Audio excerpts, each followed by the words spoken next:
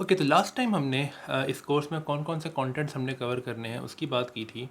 तो अब हम इस कोर्स को शुरू करते हैं, और जैसा कि मैंने लास्ट वीडियो में बात की थी कि हम इस कोर्स को इस तरह से शुरू करेंगे कि मैं एक रिव्यू दूंगा स्पेशल रिलेटिविटी का, और वो रिव्यू सिर्फ एक रिव्यू होगा, ना कि एक full fledged course on special relativity. So उसका मकसद सिर्फ ये है कि हम उन कॉन्सेप्ट्स को रिव्यू कर लें जो कि स्पेशल रिलेटिविटी या फिर फ्लैट स्पेस टाइम में आते हैं, क्योंकि हमें वो चाहिए होंगे जनरल रिलेटिविटी समझने के लिए। सो स्पेशल रिलेटिविटी के बारे में बात करने से पहले हम एक पर्टिकुलर कॉन्सेप्ट के बारे में बात करते हैं, लेकिन बात यह है कि वो कॉन्सेप्ट सिर्फ स्पेशल रिलेटिविटी में ज़रूरी नहीं है। इनफैक्ट अगर आपने न्यूटोनियन मैकेनिक्स पढ़ी हुई है पहले, तो आप उस कॉन्सेप्ट से फेमिलियर होगे काफ़ी हद तक। लेकिन हम फिर भी थोड़ी सी बात करते हैं उस कॉन्सेप्ट के बारे में। और वो कॉन्सेप्ट ये है कि एक इनर्शियल फ्रेम क्या होता है, लेकिन उससे पहले मुझे बात करने की ज़रूरत है कि एक फ्रेम ऑफ रेफरेंस क्या होता है।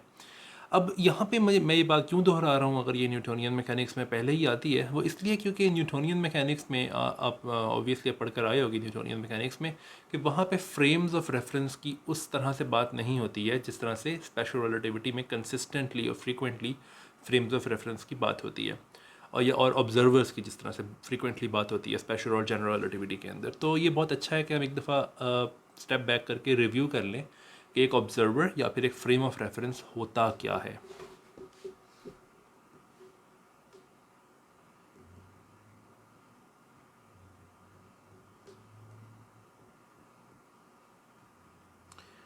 तो ये दोनों जो हैं ये इंटरचेंजेबल हैं, क्वांटिटी ये दोनों की दोनों जो अल्फाज हैं, दोनों टर्म्स जो हैं इंटरचेंजेबल हैं। ऑब्जर्वर के लिए ये होना ज़रूरी नहीं है कि that observer has to be conscious, भी बिल्कुल ज़रूरी नहीं है। एक मशीन एक ऑब्जर्वर हो सकती है, राइट। कोई भी मेजरिंग डिवाइस एक ऑब्जर्वर हो सकती है, लेकिन उसके लिए स्पेशल रिलेटिविटी के कॉन्टेक्स्ट में उसके लिए कुछ रिक्वायरमेंट्स पूरी करना ज़रूरी है। तो एक ऑब्जर्वर दरअसल एक सिस्टम ऑफ मेजरमेंट्स है। सो फॉर एग्जांपल एक ऑब्जर्वर दरअसल इस तरह से हो सकता है, और फिर इस तरह से मैं कंटिन्यू भी कर सकता हूँ, लेकिन मैं सारा नहीं बनाऊँगा ताकि टाइम ना ज़ाया हो। लेकिन आप देख सकते हैं कि मैं कर क्या रहा हूँ, मैं एक सिस्टम ऑफ रॉड्स बना रहा हूँ। ये सिर्फ सिस्टम ऑफ रॉड्स है। इन रॉड्स के सिस्टम से मैं क्या करूँगा कि मैं किसी भी पॉइंट को एक कोऑर्डिनेट असाइन कर सकता हूँ, और ऑब्वियसली ये एक्सटेंड करता है इस डायरेक्शन में भी, इस डायरेक्शन में भी, इस डायरेक्शन में भी, इस डायरेक्शन में भी, इस डायरेक्शन में भी, एंड सो ऑन। तो मेरे पास कोई भी ऐसा सिस्टम हो जिससे मैं हर पॉइंट ऑफ स्पेस को एक कोऑर्डिनेट असाइन कर सकूं, तो हम उस तरफ जा रहे हैं जिस तरफ एक ऑब्जर्वर को होना चाहिए। लेकिन इसमें एक और रिक्वायरमेंट ज़रूरी है, और वो ये है कि हर पॉइंट पर जो मैंने यहाँ पे बनाई है क्लॉक भी होनी चाहिए एक। क्यों? वो इसलिए क्योंकि हमने कोई भी ऐसा इवेंट जो कि उस पॉइंट पे हो उसका टाइम नोट करना है। तो फॉर एग्जांपल अगर कोई इवेंट जो है वो इस पॉइंट पे होता है, राइट, तो ऑब्जर्वर को इस इवेंट का कोऑर्डिनेट पता होना चाहिए, और उसको ये पता होना चाहिए कि ये किस टाइम पर हुआ है। तो ये तभी हो सकता है अगर इस पॉइंट पे कोई मेजरिंग स्टिक मौजूद होगी, राइट, और या फिर कोई भी तरीका लेंथ फाइंड करने का और टाइम फाइंड करने का भी कोई तरीका मौजूद होगा।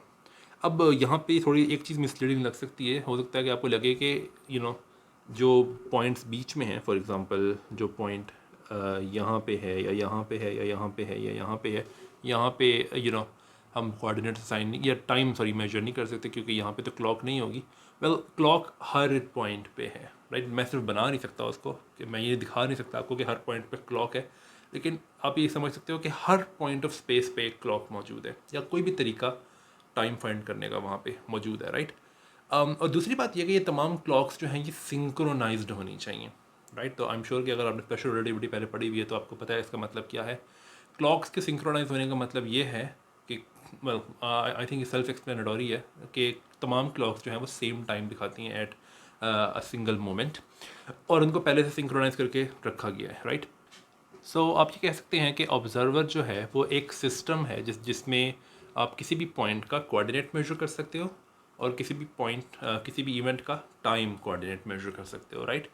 सो जिस पॉइंट पे भी टाइम होगा वहाँ पे सबसे नियरेस्ट क्लॉक जो होगी वो दरअसल उस इवेंट का टाइम जो है वो रिकॉर्ड करेगी। ये मिसअंडरस्टैंडिंग कई दफ़ा मैं देखता हूँ स्टूडेंट्स के अंदर, कि वो समझते हैं कि ऑब्जर्वर एक सिंगल पर्सन है, फॉर एग्जांपल, एक सिंगल पर्सन है जो कि एक सिंगल पॉइंट ऑफ स्पेस पे है और वो हर इवेंट का टाइम जो है वो रिकॉर्ड कर रहा है या कर रही है। ये पिक्चर गलत है, बिकॉज अगर एक इवेंट किसी टाइम पे हुआ है तो उसकी इन्फॉर्मेशन उस पर्सन तक पहुंचते हुए टाइम लगेगा, लेकिन उस ऑब्जर्वर को ये नहीं पता कि वो इवेंट कितनी दूर हुआ है। अगर उसको पता हो तो फिर वो उस टाइम के लिए करेक्ट कर सकता है या कर सकती है, राइट। लेकिन ये पिक्चर मैं फिर कह रहा हूँ ये सही नहीं है।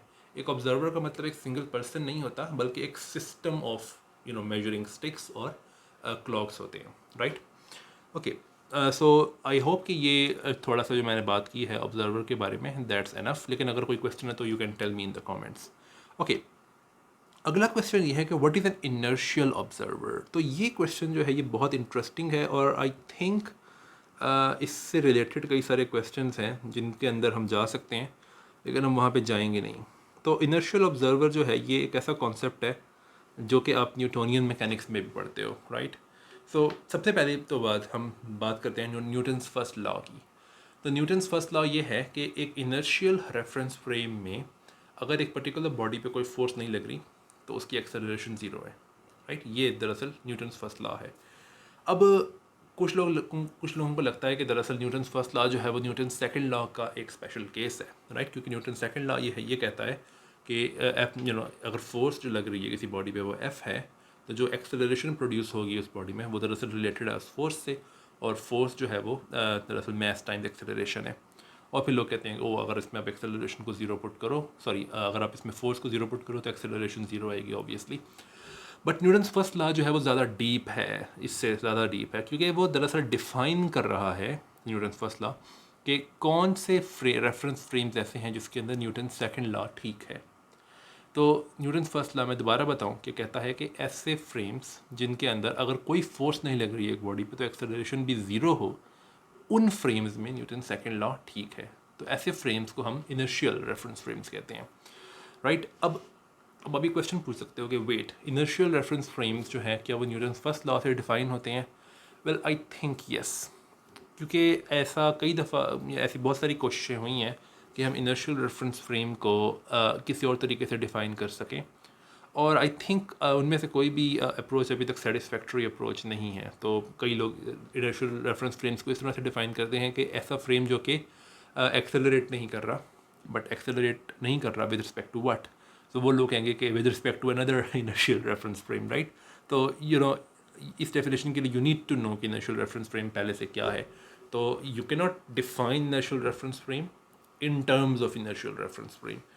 तो कुछ लोगों ने इसके बारे में ये बात भी की है कि इनर्शियल रेफरेंस फ्रेम दरअसल ऐसे फ्रेम्स होते हैं जो कि डिस्टेंट स्टार्स के रिलेटिव एक्सेलरेट ना कर रहे हों, बिकॉज डिस्टेंट स्टार्स जो है ऐसा लगता है उनके बारे में कि वो स्टेशनरी हैं, वो ज़्यादा मूव नहीं कर रहे, जो कि गलत है, स्टेशनरी तो वो नहीं है, लेकिन ये एक वर्किंग डेफिनेशन कई लोग यूज़ करते हैं। सो मैं सिर्फ इनर्शियल रेफरेंस फ्रेम की डेफिनेशन या इनर्शियल ऑब्जर्वर मैंने यहाँ लिखा है, इनर्शियल ऑब्जर्वर की डेफिनेशन ये लूँगा कि a frame in which Newton's first law is true.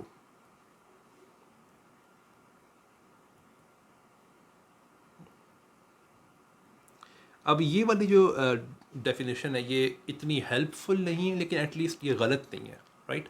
तो ये डेफिनेशन सही है, लेकिन ये इतनी हेल्पफुल नहीं है, जैसे कि मैंने पहले भी कहा। लेकिन एटलीस्ट अब हमें ये पता है कि इनिशियल रेफरेंस फ्रेम है क्या। तो अब मैं ये कह सकता हूँ कि एक इनिशियल रेफरेंस फ्रेम वो रेफरेंस फ्रेम है जो कि एक्सेलरेट ना कर रहा हो, as compare to relative to another initial reference frame. लेकिन जैसे कि अब आप क्वेश्चन पूछ सकते हो कि इनिशियल रेफरेंस फ्रेम क्या है, क्योंकि मैंने इसको डिफाइन किया है इन terms of another initial reference frame. तो इनिशियल फ्रेम वो है जो कि जिसमें न्यूटन्स फर्स्ट लॉ जो है वो ट्रू है। लेकिन अब ये आई थिंक एक अभी भी एक अनसॉल्व प्रॉब्लम है फिज़िक्स के अंदर, कि अगर आप ये क्वेश्चन पूछो कि इनर्शियल फ्रेम्स ऐसे क्यों हैं कि उनके अंदर लॉज ऑफ मोशन जो है वो इतने सिंप्लीफाइड हो जाते हैं, तो ये एक ऐसा क्वेश्चन है जिसका आई डोंट थिंक कि अभी तक सेटिस्फैक्ट्री आंसर अभी हमें अभी तक मिला है फिज़िक्स के अंदर। लेकिन हमें इसके बारे में टेंशन लेने की ज़रूरत नहीं है। सो आप एक तरह से ये भी कह सकते हो कि जैसे कि मैंने कहा कि इनिशियल रेफरेंस फ्रेम एक्सेलरेट नहीं करते with respect to other initial reference frames. तो आप ये भी कह सकते हो कि इनिशियल रेफरेंस फ्रेम्स वो हैं जो कि कांस्टेंट वेलोसिटी पे मूव करते हैं।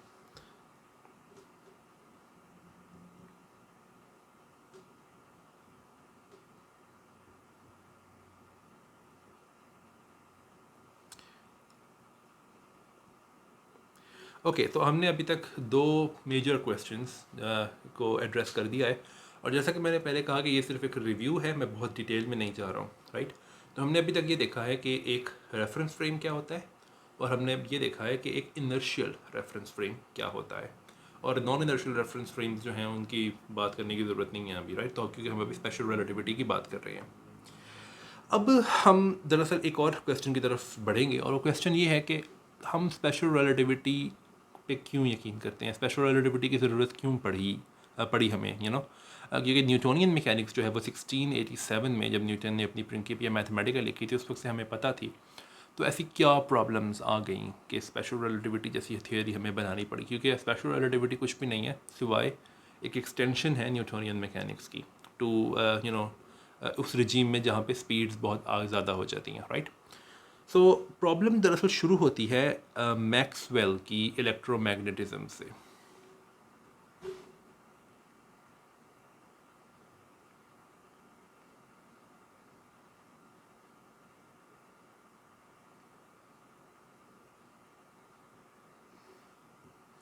अब आई एम श्योर कि अगर आप ये स्पेशल रिलेटिविटी पे एक कोर्स ले रहे हो तो आपको पता होना चाहिए कि मैक्सवेल इक्वेशंस क्या हैं, क्योंकि मैं अभी लिखूंगा वो।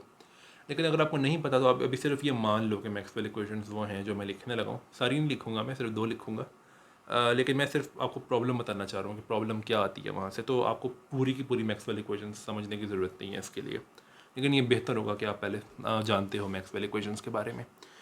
तो मैक्सवेल की दो इक्वेशंस हैं, वो दो इक्वेशंस, चार इक्वेशंस हैं वैसे, लेकिन मैं दो लिख रहा हूँ। वो दो इक्वेशंस ये हैं।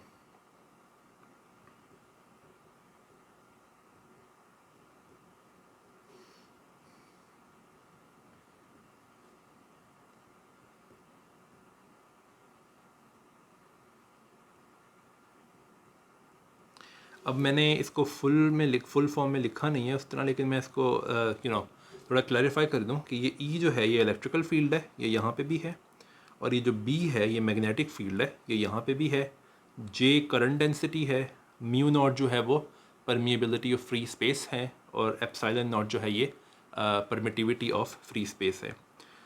खैर, इन ये दो मेन मैक्सवेल इक्वेशंस हैं, और इसमें कुछ कंट्रीब्यूशन दो बाकी दोनों मैक्सवेल इक्वेशंस का भी है। तो इनसे आप ये डिराइव कर सकते हो कि इलेक्ट्रिक और मैग्नेटिक फील्ड्स दोनों की दोनों ये इक्वेशन सेटिस्फाई करती हैं।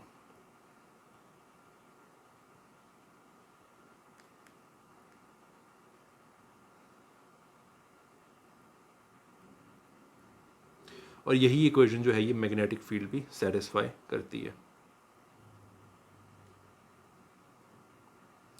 बट हमें बहुत अच्छे से पता है, अगर आपने क्लासिकल मैकेनिक्स में थोड़ी सी भी वेव्स के बारे में पढ़ा हुआ है अगर, तो आपको पता होगा कि वेव्स जो हैं वो एक इक्वेशन सेटिस्फाई करती हैं जो कि कुछ इस तरह से होती है, जहाँ पे y जो है ये डिस्टर्बेंस है, राइट। कौन डिस्टर्बेंस, जो कि वेव दरअसल डिस्टर्बेंस होती है, कुछ भी नहीं होती। तो और ये जो नेबला है ये दरअसल लेप्लासियन ऑपरेटर है, राइट। ओके, अब होता ये, और ये v जो है ये क्या है, ये दरअसल v जो है ये स्पीड ऑफ द वेव है। ओके, सो अब आप देख सकते हो कि ये दोनों इक्वेशंस जो कि इलेक्ट्रिक फील्ड और मैग्नेटिक फील्ड सेटिस्फाई करते हैं, ये कितनी सिमिलर है वेव इक्वेशन के, जो कि मैंने नीचे लिखी है। और हो सकता है कि कोई मेरे पे एतराज़ करे, लेकिन मैं ज़रा और प्रिसाइसली कह दूँ, ये लीनियर वेव इक्वेशन है। नॉन लीनियर वर्जन्स भी हैं इसके, लेकिन मैं उसकी बात नहीं कर रहा हूँ अभी। सो अब लीनियर वेव इक्वेशन जो है वो बहुत ज़्यादा मैच करती है उन इक्वेशन से जो कि इलेक्ट्रिक और मैग्नेटिक फील्ड जो हैं वो सेटिस्फाई करती हैं।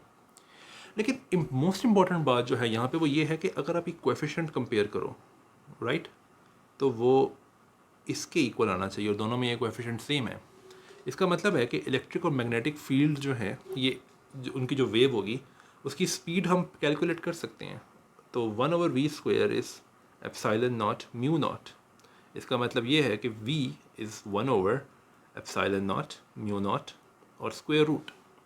लेकिन हमें एप्सिलॉन नॉट और म्यू नॉट की वैल्यूज़ तो पता है, तो हम लिख सकते हैं 8.85 मल्टीप्लाई बाई 10⁻⁻12, और ऐसा यूनिट्स में जो भी है, मैं यूनिट्स नहीं लिख रहा हूँ अभी क्योंकि मैं सिर्फ लॉजिक बताना चाह रहा हूँ आपको। और म्यू नॉट जो है वो 4 पाई मल्टीप्लाई बाई 10⁻⁻7, जो भी ऐसा यूनिट्स हैं, राइट। अब आप ये चेक कर सकते हो कि अगर आप ये वैल्यूज़ रखो तो v जो है ये almost 3 multiply by 10⁻8 metre per second आती है। थोड़ी सी कम आती है 2.99 something, but almost 3 multiply by 10⁻8 metre per second. ये जो स्पीड है ये काफ़ी टाइम से हमें पता थी। इनफैक्ट आई थिंक हमें 19th सेंचुरी का जो मिड था यानी कि 1850 उससे भी पहले, आई थिंक 1847 या शायद उससे भी पहले हमें ये स्पीड पता थी। और ये स्पीड दरअसल स्पीड ऑफ लाइट है, राइट। तो इसका मतलब दो बातें यहाँ से प्रूव होती हैं। पहली बात बल्कि अच्छी बात है, दूसरी बात प्रॉब्लमेटिक है। पहली बात तो ये कि इलेक्ट्रिक मैग्नेटिक फील्ड जो हैं वो जिस वेव को डिस्क्राइब कर रही हैं वो वेव कुछ भी नहीं है सिवाय लाइट के, राइट। क्योंकि लाइट की स्पीड वही है जो कि इलेक्ट्रिक और मैग्नेटिक फील्ड्स इलेक्ट्रिक और मैग्नेटिक वेव्स की जो स्पीड है। दूसरी बात ये कि अगर ये स्पीड ऑफ लाइट है तो हम स्पीड ऑफ लाइट को डिनोट करते हैं स्मॉल c से। तो इसका मतलब ये है कि c इज़ इक्वल टू 1/ε0 μ0 और स्क्वायर रूट, राइट। जैसे कि मैंने अभी ऊपर फार्मूला लिखा था, मैंने बस v को c से रिप्लेस किया है। लेकिन ये बहुत प्रॉब्लमेटिक बात है अगर आप गौर से देखो तो। क्यों? वो इसलिए क्योंकि ε0 और μ0 जो हैं ये ऐसे कॉन्स्टेंट्स हैं जो कि आप लैब में मेजर कर सकते हो, और आप किसी भी इनर्शियल फ्रेम में हो आपको ये कॉन्स्टेंट्स जो हैं वो सेम वैल्यू देंगे। आप कोई भी एक्सपेरिमेंट अगर करो लैब के अंदर, फॉर एग्जांपल अगर आपके पास एक लैब है यहाँ पे और आप एक्सपेरिमेंट कर रहे हो ε0 और μ0 पता करने के लिए, उस लैब को मैं S कह देता हूँ। और सपोज करो एक दूसरी लैब है जो कि पहली लैब के रिलेटिव एक स्पीड से वेलोसिटी से मूव कर रही है एक डायरेक्शन में, उस लैब को मैं S प्राइम कह देता हूँ। इन दोनों लैब्स में अगर आप एक्सपेरिमेंट करो तो आपको ε0 और μ0 की सेम वैल्यूज़ मिलेंगी, कुछ डिफरेंस नहीं है। लेकिन इसका मतलब तो ये है कि चूँकि स्पीड ऑफ लाइट जो है वो ε0 और μ0 पे डिपेंड करती है, इसका मतलब तो ये है कि स्पीड ऑफ लाइट जो है वो सेम होनी चाहिए तमाम क्या करना चाहिए तमाम रेफरेंस फ्रेम्स में, तमाम इनर्शियल रेफरेंस फ्रेम्स में। लेकिन ये बहुत बड़ा मसला है। क्यों? वो इसलिए कि हमें न्यूटोनियन मैकेनिक्स से पता है कि अगर आपके पास दो रेफरेंस फ्रेम्स हैं, सपोज़ करो कि ये रेफरेंस फ्रेम S है और इसके अंदर कोई चीज़ अगर मूव कर रही है, उसकी स्पीड सपोज़ करो u है, और मैं सिर्फ x डायरेक्शन की बात कर रहा हूँ, ये x डायरेक्शन है। तो सपोज़ करो कि अगर एक दूसरा रेफरेंस फ्रेम है S प्राइम, तो वो इस चीज़ की, इसको मैं P कह देता हूँ, इस बॉल की P बॉल जो है P की स्पीड वो क्या देखेगा, सपोज़ करो मैं इसको u प्राइम कह देता हूँ। तो वो u प्राइम क्या है, हम ये क्वेश्चन पूछ सकते हैं, बल्कि इसको मैं यहाँ लिख देता हूँ कि u प्राइम क्या है। वेल, स्पीड का मतलब क्या होता है? स्पीड का मतलब होता है distance travelled in a unit of time. तो अगर मैं ये कहता हूँ कि s के लिए p की स्पीड जो है वो u है, तो इसका मतलब ये है कि s ने ये देखा कि in a unit of time this ball travels a distance of u। लेकिन s प्राइम अगर v स्पीड से मूव कर रहा है विद रिस्पेक्ट टू s, तो जब ये बॉल इस पॉइंट a से पॉइंट b तक जाएगी तो s भी कुछ डिस्टेंस मूव कर चुका होगा v। इसका मतलब ये है कि s कह रहा हूँ, s प्राइम भी कुछ डिस्टेंस मूव कर चुका होगा जो कि v है, क्योंकि इन यूनिट ऑफ टाइम में बात कर रहा हूँ मैं, क्योंकि स्पीड क्या है, distance travelled in a unit of time. तो s प्राइम के लिए जो डिस्टेंस ट्रेवल किया है इस बॉल p ने, वो दरअसल u माइनस v है। इसका मतलब ये है कि u प्राइम जो है, यानी कि वो स्पीड जो s प्राइम देखेगा बॉल p बॉल जो है उसकी, वो है u माइनस v। ये रिलेटिव वेलोसिटी का फॉर्मूला है न्यूटोनियन मैकेनिक्स में। लेकिन अगर हम यही आर्ग्यूमेंट लाइट के ऊपर लगाएं, तो अगर एक रेफरेंस फ्रेम S है, उसके अंदर कोई लाइट सोर्स है, तो अगर ये स्पीड c देख रहा है इस लाइट बीम की, तो अगर एक दूसरा रेफरेंस फ्रेम S प्राइम है, तो वो अगर स्पीड c प्राइम देखता है, तो न्यूटोनियन मैकेनिक्स कहती है कि c prime should be c minus v। इसका मतलब ये है कि लाइट की स्पीड दोनों रेफरेंस फ्रेम्स में सेम नहीं हो सकती है। लेकिन मैक्सवेल इक्वेशंस जो है वो ये कहती हैं कि लाइट की स्पीड जो है वो सेम है तमाम रेफरेंस फ्रेम्स में। अब ये एक बहुत बड़ा मसला है, राइट। और 1864 में जब मैक्सवेल ने अपनी इक्वेशंस पब्लिश की थी, उसके बाद से एक बहुत बड़ा मसला ये क्रिएट हो गया था कि अगर लाइट की स्पीड जो है वो c है और c जो है वो 3 मल्टीप्लाई बाई 10⁸ है, लेकिन अगर न्यूटोनियन मैकेनिक्स ये कहती है कि चीज़ों की वेलोसिटी जो है वो बदल जाती है अगर वो डिफरेंट रेफरेंस फ्रेम्स में हो और उनकी रिलेटिव वेलोसिटी हो एक दूसरे से, तो इनको एक थ्योरी में कैसे मेल्व टुगेदर किया जाए, यानी कि इनको इकट्ठा कैसे किया जाए, ये दोनों चीज़ें सही एक साथ कैसे सही हो सकती हैं। तो फिजिसिस्ट्स ने एक काम किया, उन्होंने कहा कि इस यूनिवर्स के अंदर एक क्या कहना चाहिए, एक सब्सटेंस है जिसको उन्होंने एथर कहा। तो उसको स्पेल करने के आपको एक से ज़्यादा तरीके शायद दिखें इंटरनेट पे, लेकिन एक तरीका जो है वो ये है, आई थिंक सबसे कॉमन तरीका ये है। तो ये उन्होंने आप कह सकते हो कि इमेजिन किया था, इमेजिन सब्सटेंस।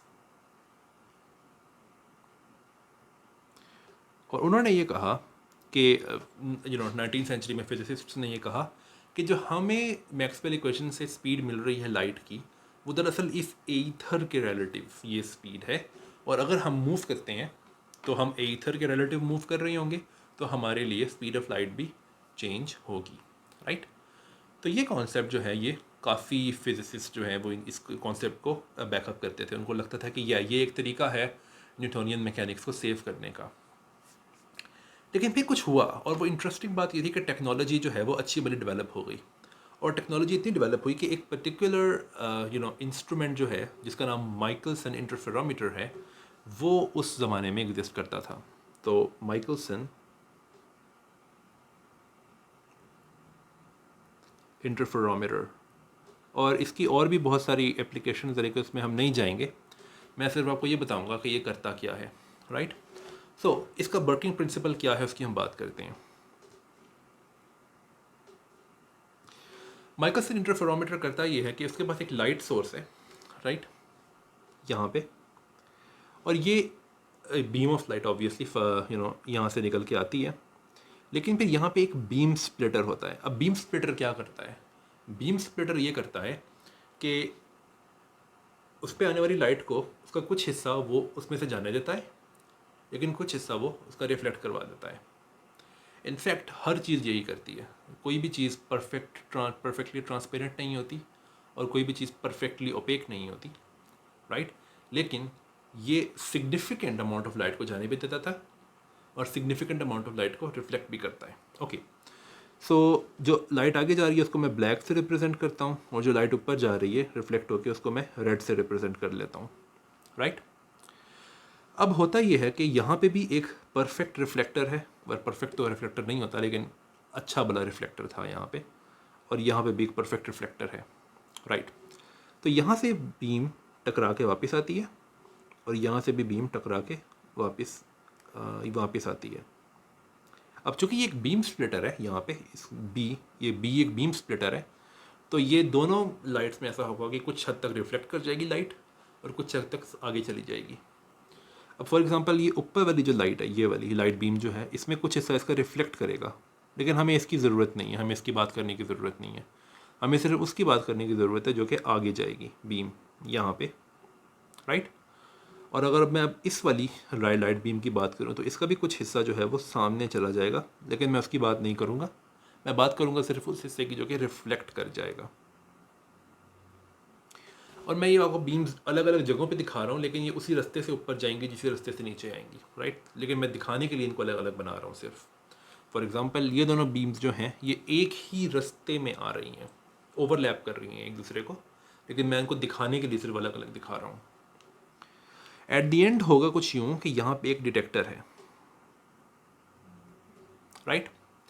अब चूँकि मेरी ड्राइंग इतनी अच्छी नहीं है तो यहाँ पे शायद दिख ना रहा हो, लेकिन जितना डिस्टेंस बीम स्प्लिटर से इस रिफ्लेक्टर का है, उतना ही डिस्टेंस इस बीम स्प्लिटर से इस रिफ्लेक्टर का है। अब होता कुछ यूँ है कि अगर इनमें से कोई भी एक डिस्टेंस, चाहे हॉरिजॉन्टल डिस्टेंस या वर्टिकल डिस्टेंस, अगर चेंज हो, तो उस चेंज को आप डिटेक्ट कर सकते हैं। कैसे कर सकते हैं? वो इस तरह से कर सकते हैं। अब मैं एज्यूम करूँगा कि आपको याद है लाइट की इंटरफेरेंस प्रॉपर्टीज़, राइट, क्योंकि अगर वो नहीं याद तो फिर ये स्पेशल रिलेटिविटी का कोर्स देखने की अभी ज़रूरत नहीं, पहले आप वो पढ़ के आप, राइट। सो अब देख सकते हो कि दोनों बीम्स में जो उनके रास्ते थे, उनका लेंथ सेम है, राइट। तो अगर मैं पहली वाली बीम की बात करूँ तो उसका रास्ता कुछ यूँ है कि ये यहाँ से गई, ऊपर गई, वापस आ गई यूँ, ओके। अब मैं बात करता हूँ दूसरे बीम के रास्ते की, तो वो ये गई, वापस आई, और यूँ। और चूँकि दोनों लेंथ सेम है, हॉरिजॉन्टल और वर्टिकल, एल और एल, तो इसका मतलब है कि दोनों का पाथ लेंथ सेम है। लेकिन अगर कोई एक लेंथ चेंज हो जाए, यानी कि फॉर एग्जांपल ये वाली लेंथ जो है अगर ये बढ़ जाए, इतनी हो जाए या कम हो जाए, तो हम देख सकते हैं कि फिर दोनों की दोनों बीम्स जो हैं उनकी पाथ लेंथ सेम नहीं होगी, किसी एक की पाथ लेंथ चेंज हो जाएगी। तो ये हम डिटेक्ट कैसे कर सकते हैं? वेल, इस तरह से कि जब पाथ लेंथ सेम है तो इन दोनों बीम्स में कोई भी फेज़ डिफरेंस नहीं है, राइट? हम जानते हैं कि फेज़ डिफरेंस जो है वो रिलेट करता है पाथ डिफरेंस से, राइट?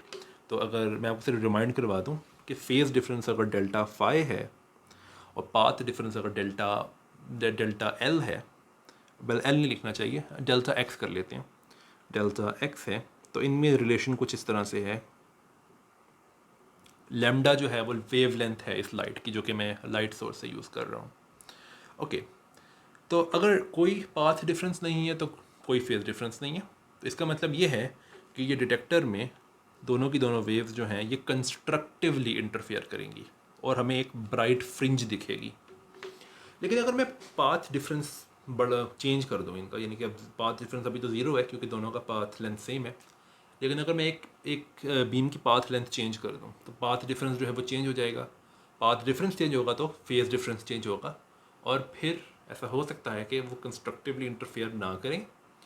और फिर हम ये देख सकते हैं इस डिटेक्टर के अंदर कि अगर एक फ्रिंज जो है वो ब्राइट से डार्क हुई है और फिर ब्राइट हुई है और फिर डार्क हुई है, इसको क्या हम कहते हैं, फ्रिंज शिफ्ट, कि कितनी दफ़ा फ्रिंज शिफ्ट हुई है, वो देख के हम ये बता सकते हैं कि कितनी लेंथ चेंज हुई है किसी एक रिफ्लेक्टर की, राइट, इनिशियल लेंथ से। अब ये एक बहुत सेंसिटिव इक्विपमेंट है, बहुत सेंसिटिव इक्विपमेंट है, और ये बहुत स्मॉल लेंथ चेंजेस को डिटेक्ट कर सकता है। इनफैक्ट 2016 में जो ग्रेविटेशनल वेव्स डिस्कवर हुई थी वो भी दरअसल एक तरह से माइकलसन इंटरफेरोमीटर ही था, लेकिन वो बहुत प्रिसाइज माइकलसन इंटरफेरोमीटर था, बिकॉज हमें इसमें बहुत छोटे छोटे लेंथ चेंजेस डिटेक्ट करने होते हैं। खैर, लेकिन आइडिया ये है माइकलसन इंटरफेरोमीटर का कि ये बहुत छोटे छोटे लेंथ चेंजेस को डिटेक्ट कर सकता है। अब इसको हम यूज़ कैसे कर सकते हैं ये क्वेश्चन सॉल्व करने के लिए? क्वेश्चन ये है कि क्या ईथर एग्जिस्ट करता है वाकई में, या फिर ये फिजिसिस्ट की इमेजिनेशन का एक आर्टिफैक्ट है और कुछ भी नहीं है?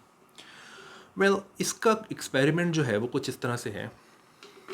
लॉजिक ये है एक्सपेरिमेंट के पीछे, और इस एक्सपेरिमेंट का जो नाम है वो, उसको आप कह सकते हो माइकलसन मॉडल एक्सपेरिमेंट।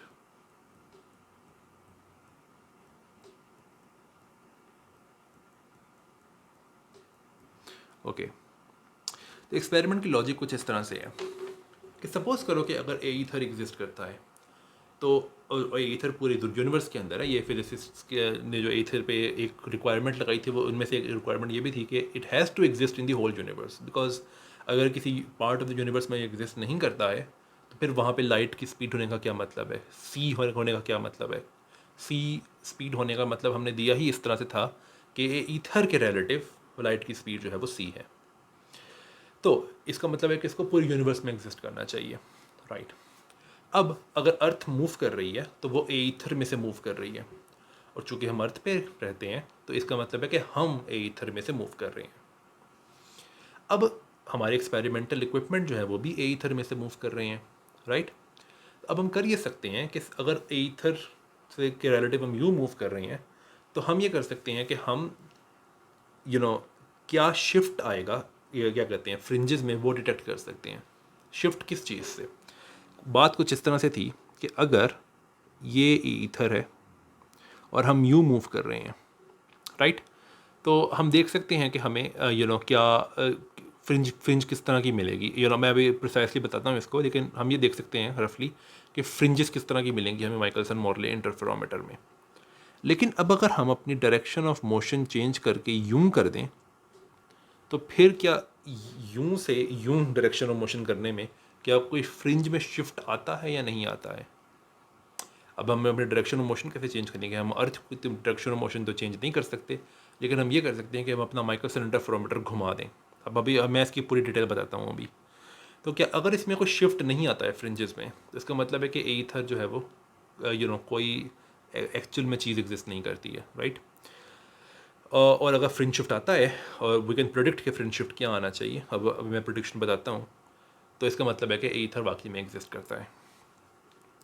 तो अब यहाँ पे इंटरेस्टिंग इंपॉर्टेंट बात जो रिमेंबर करने के लिए है वो ये है कि हमें ये पता है कि ईथर के रिलेटिव लाइट की स्पीड जो है वो सी है, लेकिन हमारे रिलेटिव लाइट की स्पीड चेंज हो सकती है।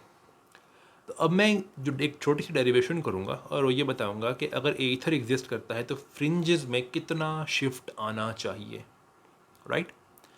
लेकिन मैं वो सारे का सारा एक्सपेरिमेंट देखूंगा ईथर के ईथर के रेफरेंस फ्रेम में, क्योंकि हमें ये पता है कि ईथर के रेफरेंस फ्रेम में लाइट की स्पीड हमेशा c है, राइट। ओके, बाय डेफिनेशन ये c है। ओके, सो लेट्स सी के ईथर के रिलेटिव अगर हम मूव कर रहे हैं एक डायरेक्शन में, तो ईथर के रेफरेंस फ्रेम में कितना पाथ डिफरेंस हमें देखने को मिलेगा दोनों बीम्स के। हम देख सकते हैं, जैसे कि मैंने पहले बताया कि माइकलसन इंटरफेरोमीटर में दो बीम्स हैं, दोनों के पाथ डिफरेंस में पाथ में अगर कोई चेंज आ जाए तो हमें एक पाथ डिफरेंस मिलेगा, उससे हमें एक फेज डिफरेंस मिलेगा। तो मैं सिर्फ पाथ डिफरेंस कैलकुलेट करना चाहता हूँ, राइट। ओके, सो अब हम सपोज करें कि हम हॉरिजॉन्टल डायरेक्शन में मूव कर रहे हैं, रिलेटिव टू ईथर, राइट। सो होगा कुछ यूँ, और ये ड्राइंग थोड़ी सी कॉम्प्लिकेटेड हो सकती है, तो मैं चाहूँगा कि मैं कोशिश करूँगा कि मैं जितना साफ़ हो सके उतना बताऊँ इसको। सो ये सबसे पहले ये लाइट सोर्स है, राइट। हमें पता है कि यहाँ से बीम निकलती है। ओके, यहाँ से जब लाइट निकलती है तो वो बीम स्प्लिटर पे यहाँ पहुँचती है। Okay, no problem.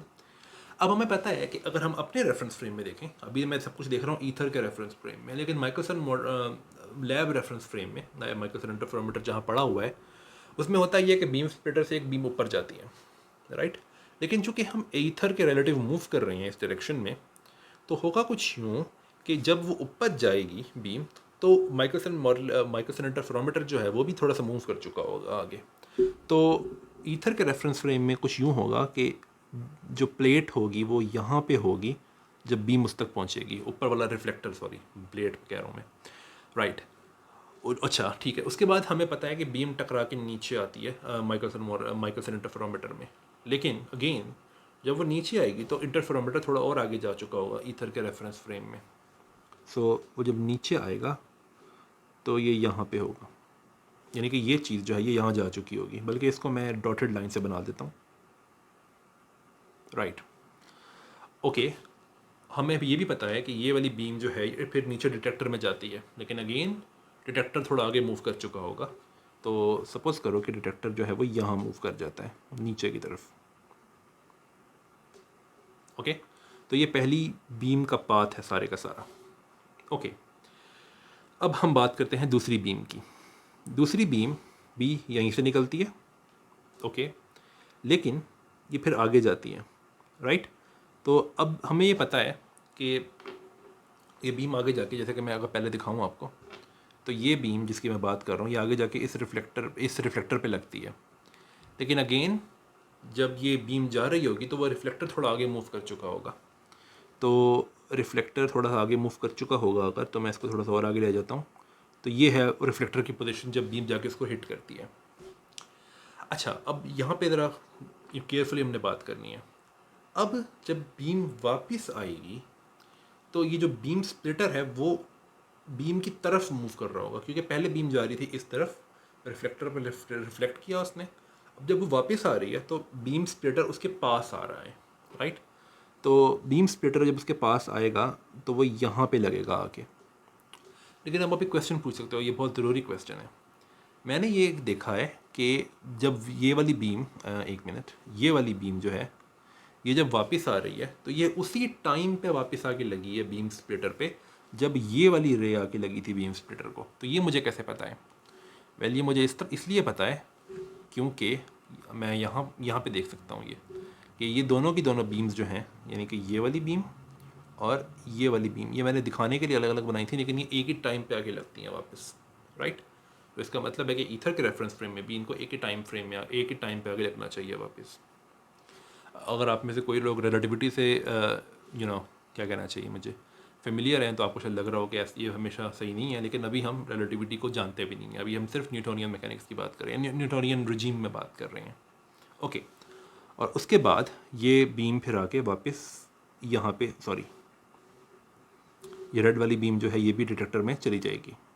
ओके, तो अब हमने दोनों बीम्स का रास्ता बना लिया है। अब हम एक काम करते हैं, हमने काम क्या करना है कि हमने इनका पाथ डिफरेंस कैलकुलेट करना है।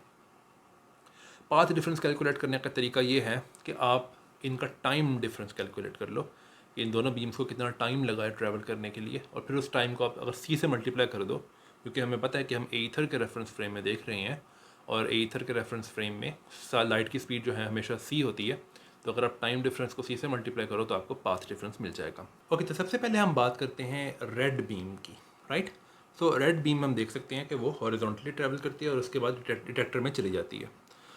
तो सबसे पहले हम अगर रेड बीम की बात कर रहे हैं तो हम उसके दो डिफरेंट पार्ट्स की बात करेंगे उसकी जर्नी के। तो सबसे पहला जो पार्ट है वो दरअसल स्टार्ट होता है यहाँ से और जाता है यहाँ तक। अब हमें याद रखने की ज़रूरत है कि ये जो पार्ट है, सपोज करें कि इस पार्ट को ट्रैवल करने के लिए बीम को लगा है जो टाइम वो है T1, ठीक है।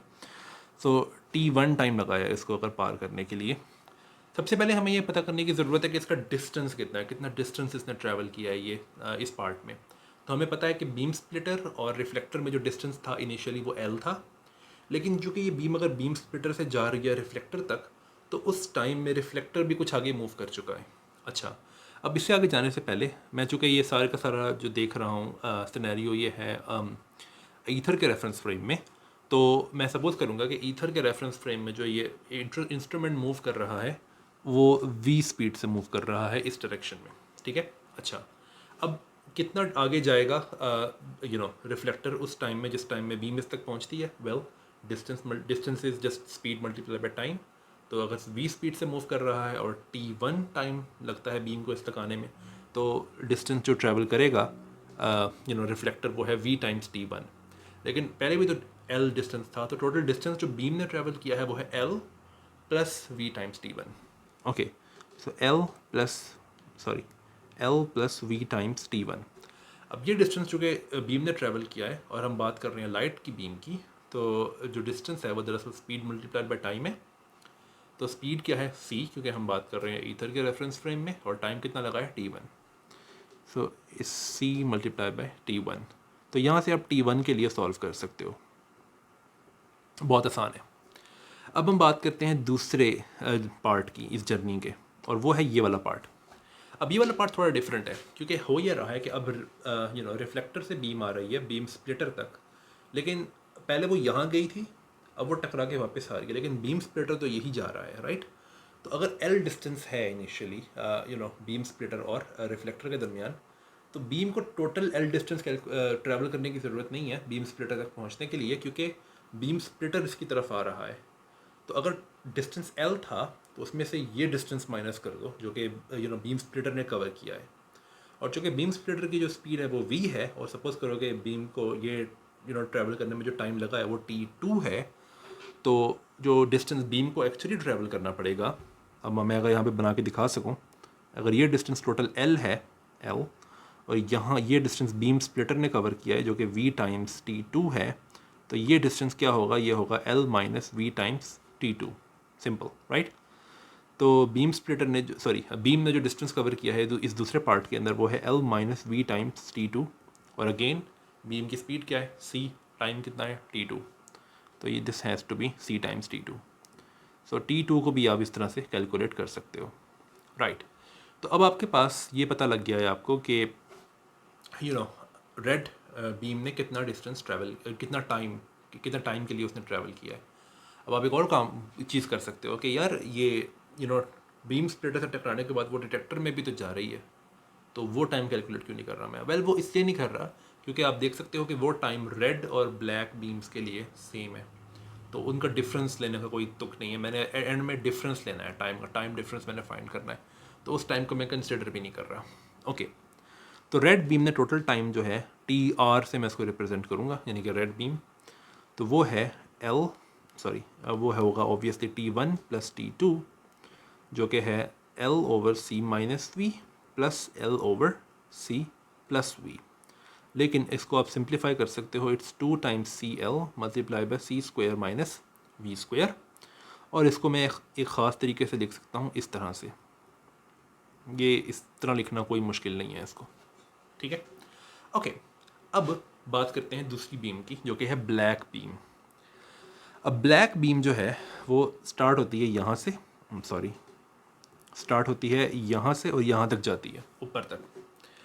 अब ये बीम थोड़ी सी ज़्यादा कॉम्प्लिकेटेड है, और वो इसलिए क्योंकि ये डिस्टेंस तो खैर L है ही, लेकिन अब जो रिफ्लेक्टर जा रहा है वो इस डायरेक्शन में जा रहा है, तो हमें वो डिस्टेंस कैलकुलेट करने के लिए जो कि ब्लैक बीम एक्चुअली में ट्रैवल करती है, उसके लिए हमें पाइथागोरस थ्योरम चाहिए, राइट। तो हो ये रहा है कि ये ऊपर की तरफ जा रही है जिसका डिस्टेंस l है, और इस टाइम में सपोज़ करें कि इसको टाइम लगता है t3 कर लेते हैं, तो t3 times v, right.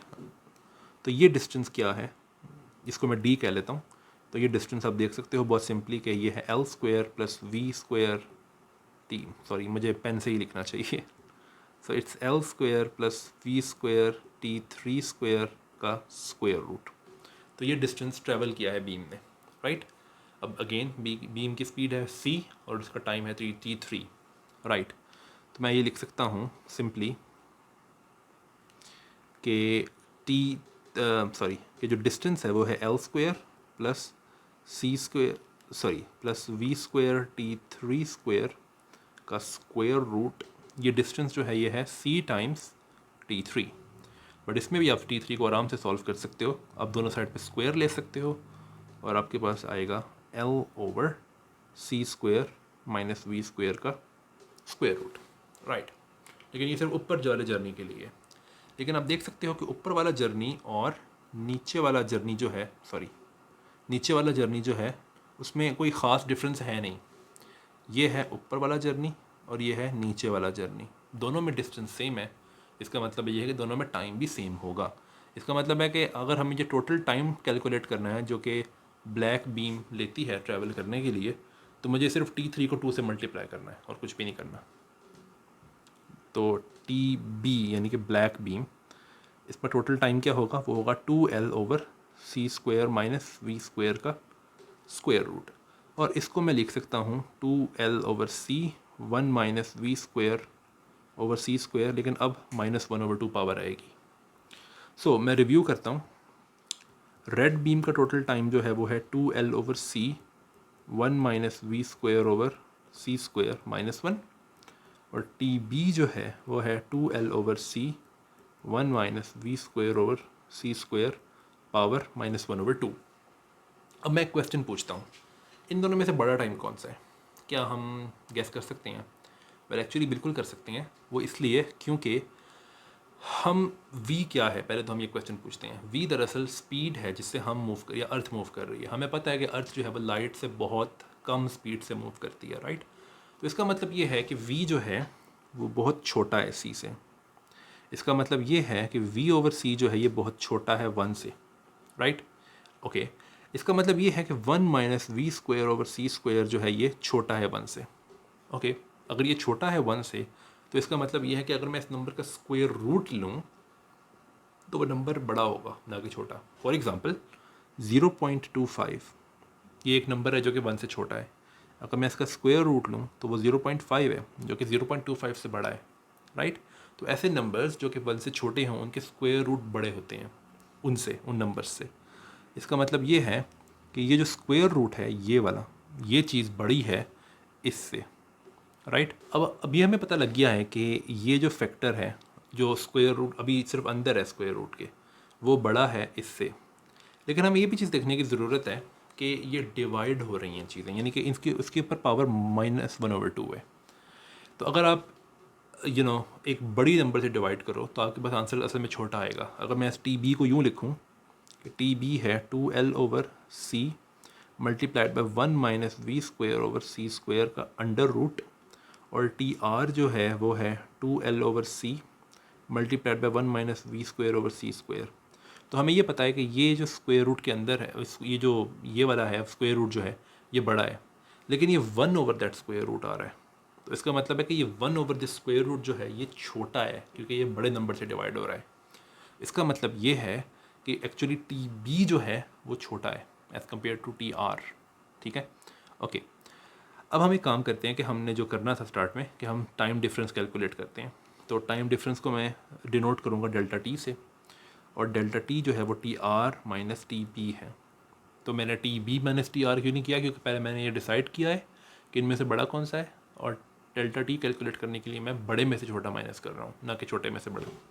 Okay, तो वो आता है 2l ओवर c, दोनों में कॉमन है, 1 minus we square over c square power -1 minus 1 minus we square over c square minus 1 over 2। अब हमने देखा है कि v square over c square जो है वो छोटा है 1 से, तो हम इन पे बाइनोमियल थ्योरम लगा सकते हैं। अगर मैं आपको याद कराऊँ तो बाइनोमियल थ्योरम ये है कि 1 प्लस एन एक्स, और फिर हायर पावर्स भी हैं लेकिन उनको मैं लिख नहीं रहा हूँ अभी, लेकिन ये सिर्फ तब काम करता है कि अगर delta x is much less than 1। ठीक है, तो हम इन दोनों फैक्टर्स पे बाइनोमियल थ्योरम लगा सकते हैं। हमें ये दिख रहा है कि 1 minus we square over c square power -1 जो है वो इक्वल है 1 plus v square over c square के। आगे भी होंगी टर्म्स लेकिन उनको मैं लिख नहीं रहा हूँ, राइट। ओके, और इसी तरीके से 1 minus we square over c square की पावर -1 ओवर 2 जो है वो होगी प्लस दिस थिंग। आगे मैं टर्म्स नहीं लिख रहा हूँ। तो अब अगर इनको मैं प्लग इन करूँ तो डेल्टा टी जो है वो कुछ यूँ बनता है कि 2l over c 1 plus v square over c square -1 minus this thing. तो 1 तो खैर कैंसिल हो जाता है और आंसर हमारे पास क्या आता है, आंसर ये है कि v square over 2 c square, 2 cancel हो जाता है, ठीक है, और आंसर आता है l times v square over c cube. तो ये डेल्टा टी है, लेकिन मुझे तो पाथ डिफरेंस फाइंड करना है क्योंकि फेज डिफरेंस जो है वो दरअसल रिलेटेड है पाथ डिफरेंस से। तो पाथ डिफरेंस कैसे फाइंड करेंगे, वेल सिंपल है, टाइम डिफरेंस हमारे पास है, उसको स्पीड से मल्टीप्लाई करो यानी कि c से, तो हमारे पास पाथ डिफरेंस आ जाएगा जिसको मैं डेल्टा x से रिप्रेजेंट कर लेता हूँ। तो path difference delta x is just c times delta t, तो ये बनता है l v square over c square. तो ये पाथ डिफरेंस है। अब अगर हमने ये देख लिया है कि अगर हम मूव कर रहे हैं एथर के रिलेटिव, तो हमारे पास एक पाथ डिफरेंस आता है दोनों बीम्स के लिए। लेकिन मैंने आपको ये बताया था कि हम अगर पाथ डिफरेंस आता है दोनों बीम्स के लिए तो हम उसको मेजर कर सकते हैं बिकॉज हमें फ्रिंजेस शिफ्ट होते हुए दिखेंगी। लेकिन एक और बात है, हम इसको और बेहतर कर सकते हैं क्योंकि जितनी ज़्यादा फ्रिंजेस शिफ्ट हों उतना बेहतर है क्योंकि उतना आसान होगा उसको मेजर करना। तो माइकलसन मॉडलर ने यह किया था कि उन्होंने अपना एक्सपेरिमेंटल इक्विपमेंट घुमा दिया था पूरे का पूरा। तो उससे हुआ ये था कि अब दरअसल वो ऐसी रेफरेंस में रेफरेंस फ्रेम में है जिसमें एथर, अगर आप एथर के रेफरेंस फ्रेम में देखो तो कुछ यूँ होगा कि अब बीम स्प्लिटर यूँ है, ये ऊपर है, ये ठीक है, ये लेकिन ये आगे जा रहे हैं, लेकिन अब ये इस तरह मूव नहीं कर रहा एथर के रिलेटिव, बल्कि फॉर एग्जांपल इस तरह मूव करेगा कि वो ऊपर से नीचे यानी कि मूव करेगा यूँ, या फिर नीचे से ऊपर, जिस तरह आपने घुमाया उस पर डिपेंड करता है। तो उससे होगा कुछ यूँ कि अगर आप इन दोनों कॉन्फ़िगरेशंस में देखो तो जितना फ्रिंज शिफ्ट होना चाहिए वो दरअसल डबल हो जाएगा, राइट। तो अगर सिर्फ एक कॉन्फ़िगरेशन में हमें पाथ डिफरेंस यूँ मिल रहा है, राइट, तो अगर हमें अब हम देखें कि दूसरी कॉन्फ़िगरेशन में जो पाथ डिफरेंस आता है उसका डिफरेंस क्या है पहले वाले पाथ डिफरेंस से, तो वो कुछ भी नहीं है सिवाय इसके दुगने के, राइट। क्यों, वो इसलिए क्योंकि दोनों जो वो हैं बीम्स हैं उनके, सॉरी दोनों जो रिफ्लेक्टर्स हैं उनके रोल्स स्विच हो जाते हैं बिल्कुल।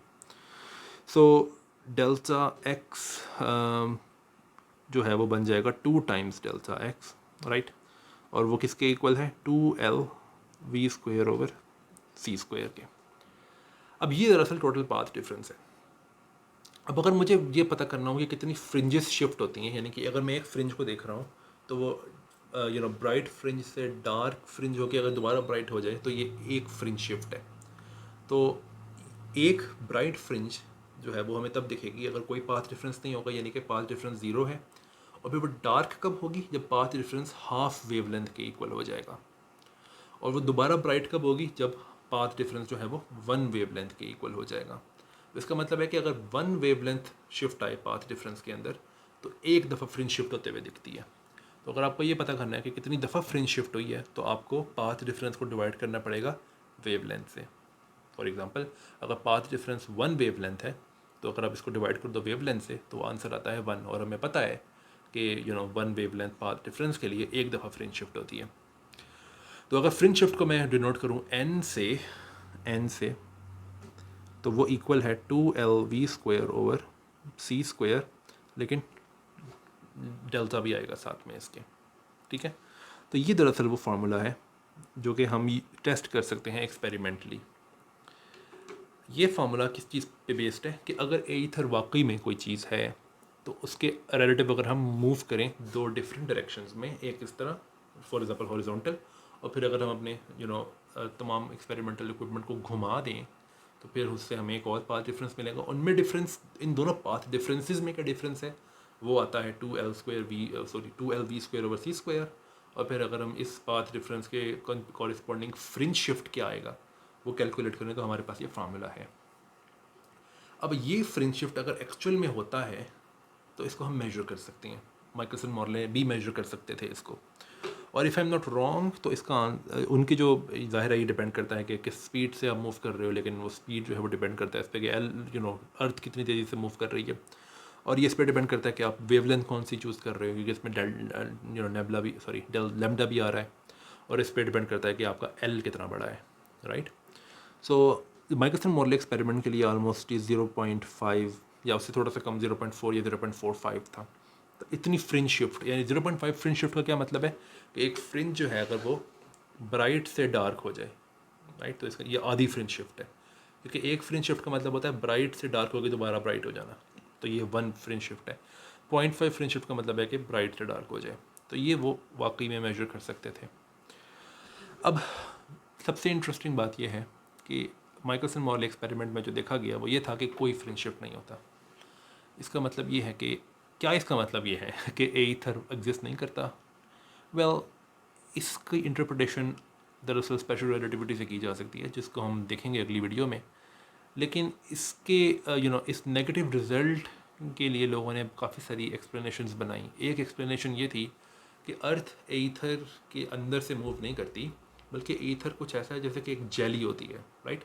तो वो अर्थ के सरफेस से चिपक जाता है, और अर्थ के आसपास जो ईथर है वो अर्थ के रिलेटिव मूव नहीं कर रहा, बल्कि वो ईथर जो है वो अर्थ के ही रेफरेंस फ्रेम में है, तो इसलिए हमें ये फ्रिंज शिफ्ट नहीं दिखता, राइट। लेकिन ये ऐसी एक्सप्लेनेशन नहीं थी, राइट। ओके, एक्सप्लेनेशन दरअसल 1905 में आई जब आइंस्टाइन ने स्पेशल रिलेटिविटी की थियरी लिखी, तो उसके बारे में हम बात करेंगे। लेकिन ये वीडियो दरअसल इस चीज़ के बारे में थी कि कौन से ऐसे सीरियस प्रॉब्लम्स थे, ये एक बहुत सीरियस प्रॉब्लम है, राइट, कि कौन से ऐसे सीरियस प्रॉब्लम्स हैं जिसकी वजह से हमें स्पेशल रिलेटिविटी जो है उस जैसी थियरी बनानी पड़ी। सो नेक्स्ट वीडियो में हम स्पेशल रिलेटिविटी को स्टार्ट करेंगे, और जैसे कि मैं आपको रिमाइंड करवा दूं कि ये सिर्फ एक रिव्यू है स्पेशल रिलेटिविटी का, ये total length full length course नहीं है स्पेशल रिलेटिविटी पे, ये कोर्स जनरल रिलेटिविटी पे है। तो मैं स्पेशल रिलेटिविटी के कुछ रिजल्ट्स को जल्दी से डिराइव करूँगा, और उसके बाद हम जाएंगे जो स्पेशल रिलेटिविटी के फॉर्मलिज्म पे, जो कि मैं एक्सटेंड करूँगा जनरल रिलेटिविटी पे, और फिर हम जनरल रिलेटिविटी के बारे में बात करना शुरू करेंगे। तो until the next video, bye.